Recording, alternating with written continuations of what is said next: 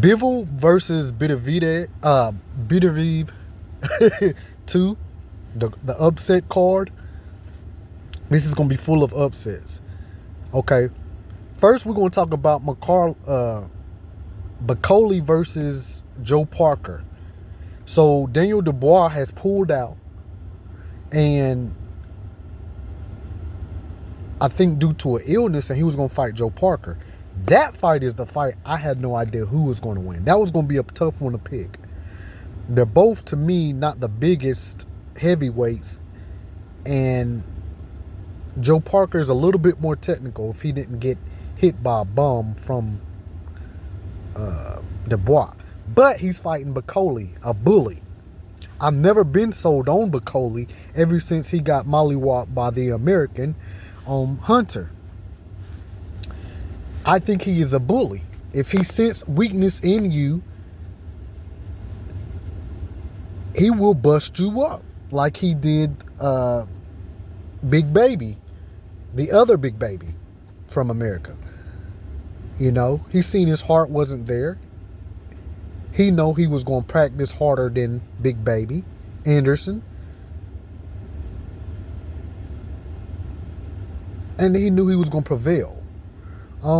Against Joe Parker, who's very technical, who knows how to use his body against bigger men like Big Baby Zhang. I don't think Bakole is going to hurt him or touch him.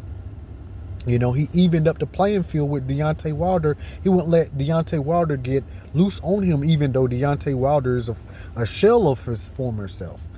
You know, he was the first person that Anthony Joshua had problems with, but the ref was all up in the way. What Suge Knight said, the ref was all up in the video, singing a song, showing his face, all up in the bathtub. That was the ref with Anthony Joshua and Joe Parker. So Joe Parker lost that next fight to Dillian White when he didn't even know if he was coming or going, because that was his first loss. And Dillian White know he was supposed to fight Ortiz at that time. But that's another conversation for another day. That's the only fight that Dillian White really get credited for. Like, that's the only person that we could tell what kind of level he was on at that time. You know what I'm saying? Dillian White fought people that we could never find out what level he was on. He's had a good, his people managed him well, because his career should have been a failure. But anyways, Joe Parker that's the only fight that he had problems with, was the Dillian White after he lost to Anthony Joshua. I think he upsets Bakole. Even though Bakole is the one coming in, Bakole has become the new favorite. Joe Parker upsets him. Bakole has no heart. When he sees he can't do nothing with you, he gives up. He's a bully. He's on a roll right now because you beat, Anderson, but nah. I think Zhang would eat him up.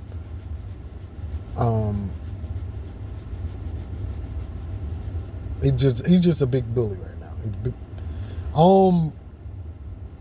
Let's go to my other upset, Virgil Ortiz versus oh man, I hate saying this dude's name.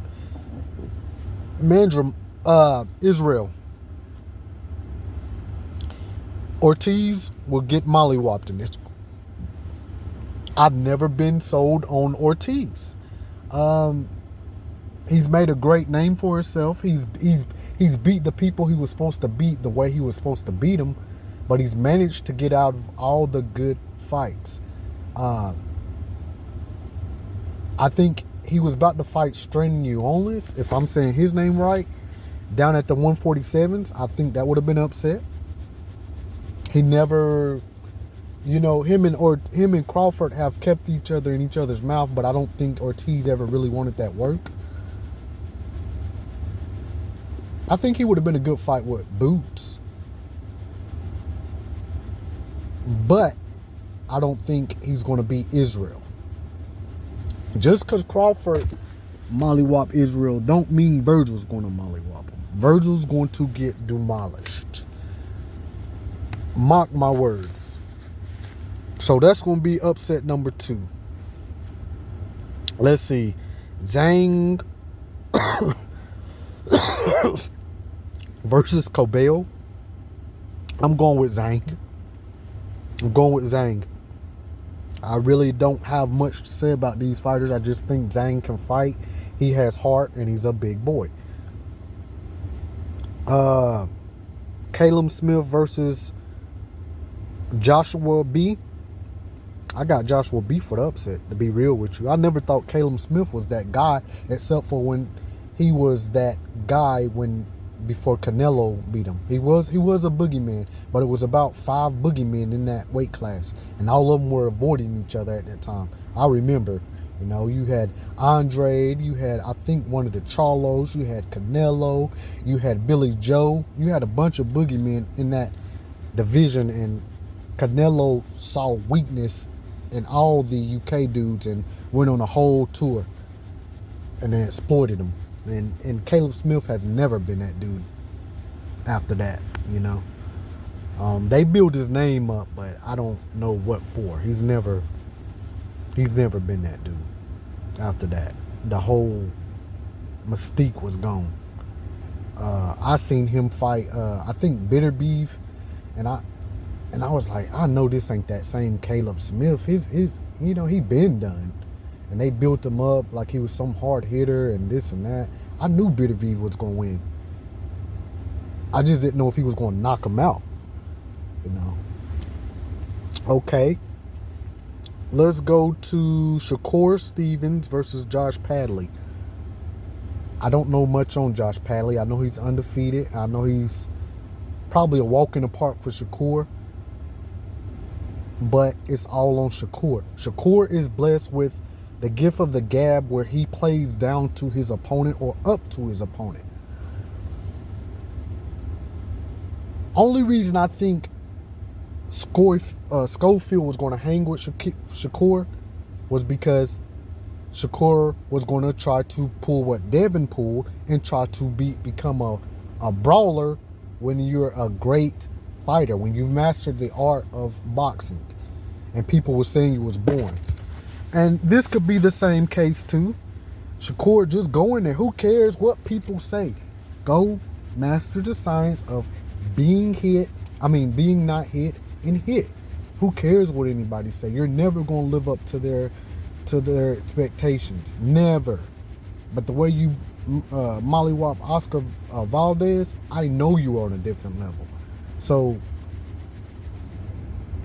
if he go in there trying to play brawler to live up to everybody's expectations, this could be a good fight, but Shakur wins. If he go in there and he don't know this opponent and he plays the hit and not get hit, people boo him and blase, then he will murder Josh Padley.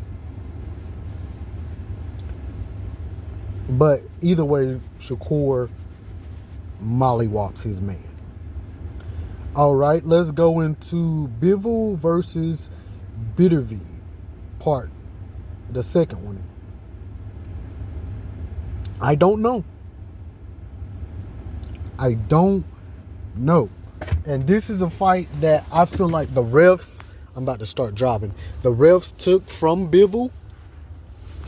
You got 60% of people saying he outboxed Bitterveed in the first fight. I don't know where we left off on this phone, but I think Bitterveed is overhyped, and the winner and the loser can both get Benavidez. You know, the winner and the loser could make their name relevant by calling out Canelo. So I don't know who wins this fight. I really don't. Like I said, I'm more stoked on Bivol. But that's my thoughts on this card. Can't wait. Gold boxing. This is gonna be the card of upsets. I'm telling you. Let's go on with Bivol.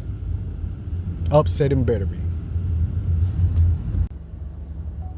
if 40% say Beterbiev landed the harder shots, 60% saying Bivol outboxed him, how in the world is it not a draw?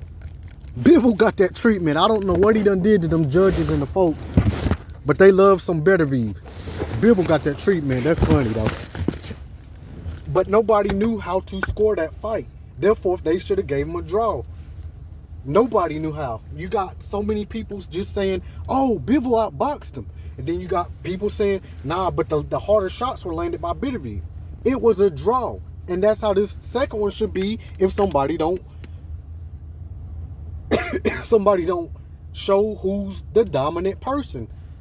And then you have people saying, well, look at Bivol's face. That tells a story. No, their punches in the ring told the story. You couldn't judge it. So I'm going with Bivol. Upsets again. And I might be emotionally thinking. But Beterbiev is about to retire. And I guess the judges just love him because of that. They want him to retire undefeated. And you got to remember, Bivol beat Canelo, the people's champ. So he has to get punished for that. He got to get punished for that. He be getting that treatment. I noticed that. So he going to have to really come through this time because all odds are against him. But he can make some great fights. Him or Beterbiev can make a great fight with Benavidez. They can even use Canelo name for clout like Canelo uses theirs, you know, and say they want to fight him, but they know the winner and loser. So, man, this is going to be exciting, but I got a bunch of upsets.